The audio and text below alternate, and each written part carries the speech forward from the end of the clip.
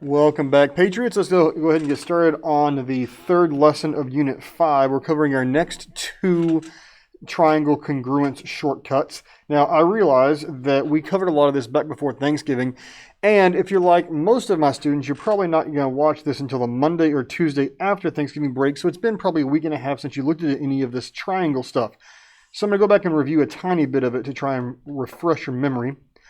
So we covered our two different triangle shortcuts last time, where you could look at the two sets of triangles and say that they are congruent based on certain congruency patterns.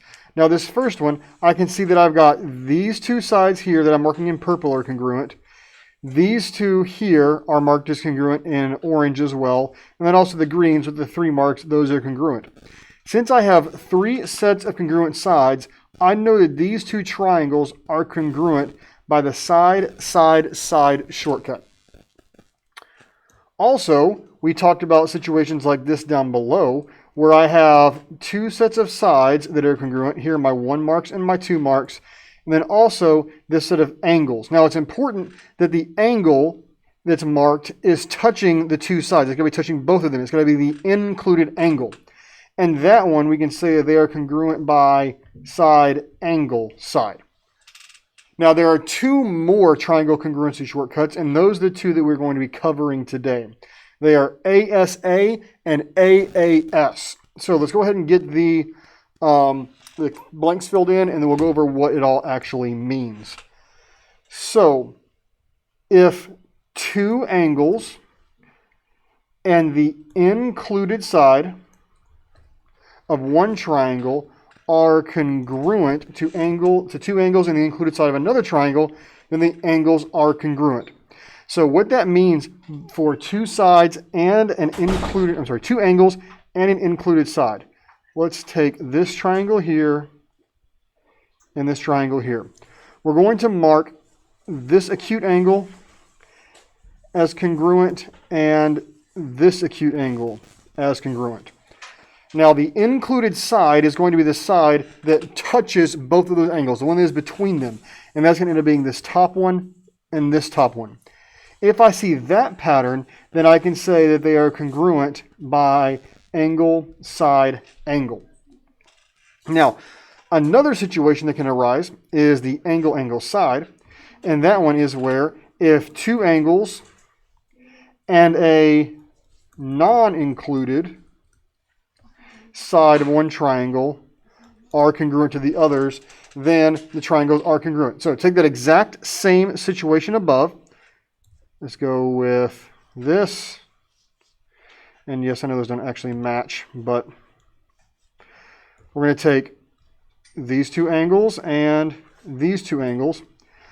Now, if I was to show that this side and this side are congruent, now all of a sudden that's the non-included side, the side that's not touching both angles. In that situation, they are still congruent, but they are congruent by angle, angle, side. So those are two different patterns we're looking for today. Now, on our examples, number one, there's actually a part that we missed here. I need you to go ahead and add in that AD is congruent to BC. Go ahead and add that in. Also, the word here is, or the words that are missing is,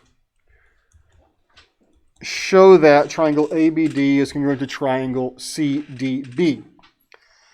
So the first thing I'm going to go ahead and mark off is that any side or any segment is always congruent to itself. So here I know that DB is congruent to DB, which is a side on both triangles.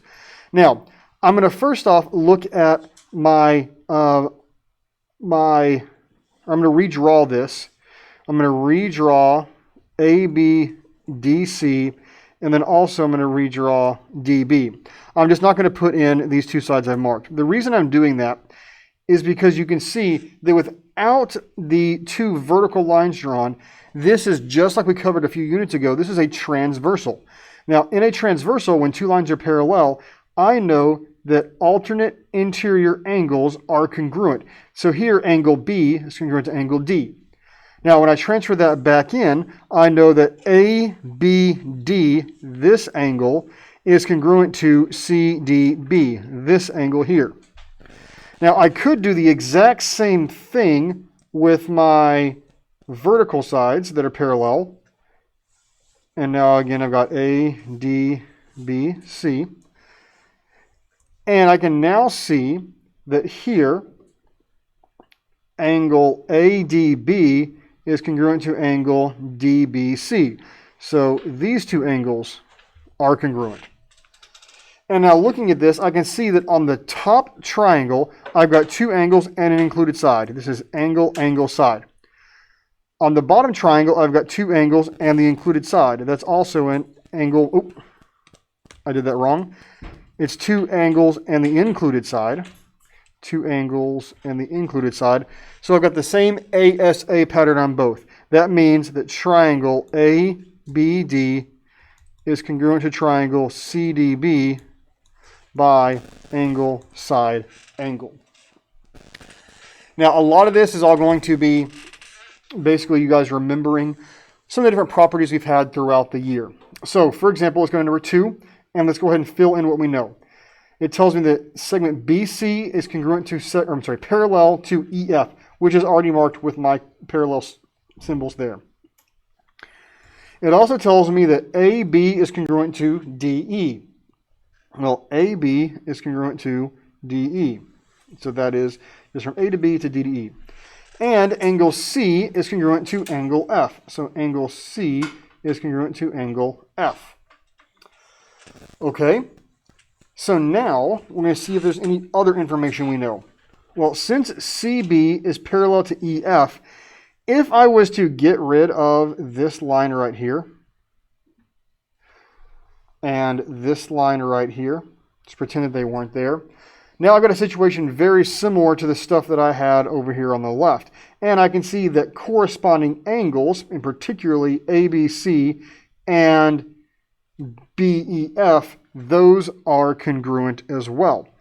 Now let me go ahead and get rid of those white marks I put in there to erase it. So now I can look at this and say that I've got two angles, and now AB is not the included side, so that's angle, angle, side. Also on this one, two angles and the not included side. And when you're evaluating these, it's very, very important to realize that you have to have the exact same not included side.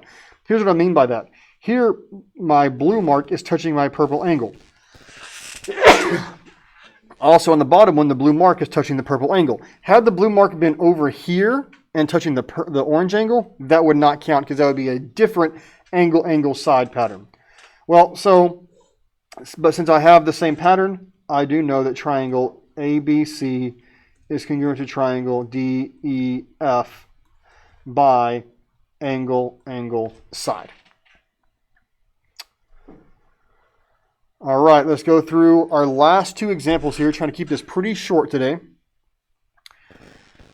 Okay, it tells you that AB and CB each measure 3 feet. So this is 3 feet, and that is 3 feet.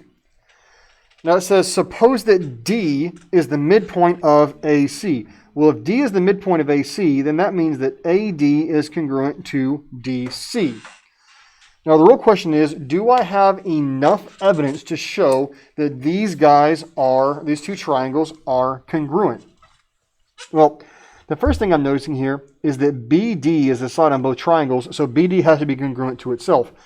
That means that on the left-hand triangle, I've got side, side, side. On the right triangle, I've got side, side, side. So yes, in that case, triangle ABD is congruent to triangle CBD by side, side, side. And you'll notice that I have it in the exact same order here as the one above. That was actually an accident. I wasn't looking at it. The important thing to notice here is that A matches with C. And those are the ones between the blue and the red, Also, that B matches with B because my two angle B's are congruent because they're between the blue and the purple, So make sure you're getting things in the correct orders, that all the corresponding parts are lined up. Okay, now for number 4, I'm going to come down and I'm going to erase all my marks except for the 3 feet because that was given to me in the problem itself. Now it says, suppose that angle A is congruent to angle C. Well, if angle A is congruent to angle C, are they congruent? Well, once again, I can come in and show that BD is congruent to itself. And so now it looks like I have got an angle, a side, and a side. But notice that this angle is not the included angle. So what we're talking about there is not side, angle, side, because the angle is not included. What we actually got is SSA. And SSA does not work. So we don't know that they're congruent. Therefore, we can say not congruent, because SSA is not one of our triangle congruency theorems. And also, there's a reason for that. The reason is basically this. That, you know what, I can't show it on this because they took away my compass tool over here. I'll have to figure out some way of showing that at a later time. For now, just trust me, SSA does not work, and I'll be able to get you something later on to show you. Okay, last thing I want to do here is I'm going to go over a couple problems on the homework just to show you what is expected of you on these.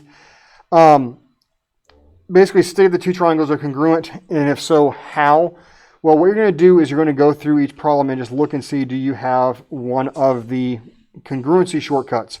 So what you want to do is go ahead and mark any angles you know are congruent. Vertical angles will always be congruent. Alternate interiors will be congruent. Corresponding angles will be congruent.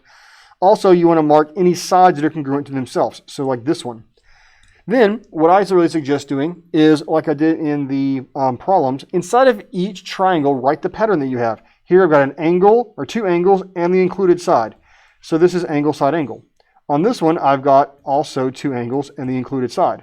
So when I've got ASA in both, then I know that it's congruent by angle, side, angle. Okay? Then I could also look at things like number 4, and I could say, well, these are not connected, so they have no congruent, or sides that are congruent to themselves, no alternate interiors, nothing like that.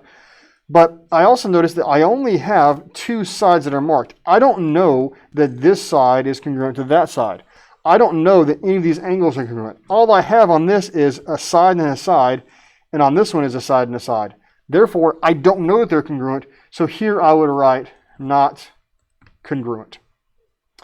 Okay, so that's what you're doing on all these. Here, keep in mind, you got vertical angles right there on number 5, so you can go ahead and mark those as congruent. I'm not going to give you every single one, but you can go through and